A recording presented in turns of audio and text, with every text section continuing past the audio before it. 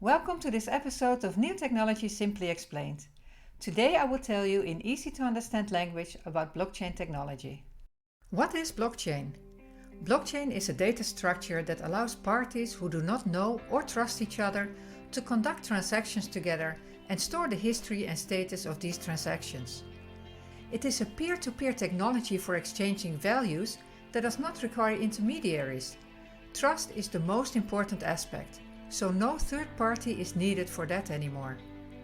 The key functions of a blockchain are a digital fingerprint, also known as a hash, an algorithm for reaching consensus, like proof of work or proof of stake, and each block contains the hash of the previous block and forms a series of blocks known as the blockchain. So why do we need a new transaction system? Because the current transaction system has some shortcomings. Intermediaries, they are time-consuming, they cost a lot of money, and they cause a lot of complexity in our business processes. Trust. How do you know that you can trust the other party? And even, how do you know that you can trust the intermediary? And privacy. Third parties or the intermediaries have all your data in their database. And vulnerability. Centralized storage by the intermediary makes it very vulnerable. To solve these problems of relying on intermediaries, triggered by the global financial crisis in 2008, Bitcoin was developed by Satoshi Nakamoto. Nobody knows who this person or group of persons is. They wrote a white paper. It's a PDF that you can find on the internet. It's only 9 pages long, and blockchain is the underlying technology. In this way, there are no intermediaries necessary anymore.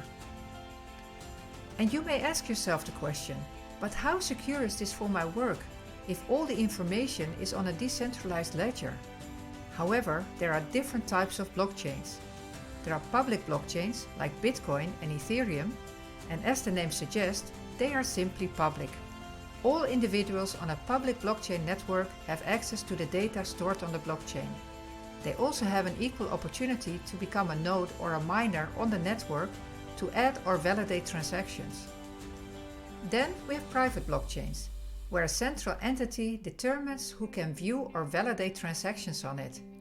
These are strict criteria that an individual or entity must follow to become a node on a private blockchain. Only trusted parties can operate the blockchain, and the identity on a private blockchain is linked to the real identity. Hyperledger is an example of a private blockchain. Another term that you hear when you talk about blockchain is consensus. A consensus algorithm is a code that defines how a blockchain works. It defines the rules that all participants must follow to process transactions. Consensus algorithms create a network structure and process that allows a group of independent systems to agree on a single version of the truth. Bitcoin uses the proof of work consensus mechanism, where so-called mining of bitcoins requires a lot of computing power and thus energy. In a business network where participants are known, transactions can be validated differently than with proof of work. The main alternative at present is proof of stake. To validate transactions, the validators must own a certain percentage of the total network. The idea behind is that the largest shareholders of this network also have the greatest interest in keeping the network reliable. Ethereum has recently moved away from proof of work and is using proof of stake now, reducing the energy consumption by 99.95%. And finally, another important part of blockchain are smart contracts. A smart contract is a set of digital codes used to exchange assets, including shares, money or property. It works in a fully automated way, thus eliminating the need for intermediaries to initiate actions. Smart contracts are stored and activated on a blockchain. The name smart contract can be misleading, as they are not smart but completely reactive.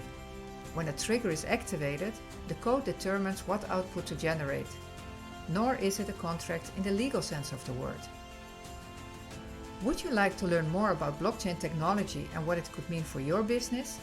Then follow my e-learning or book me for a workshop or lecture.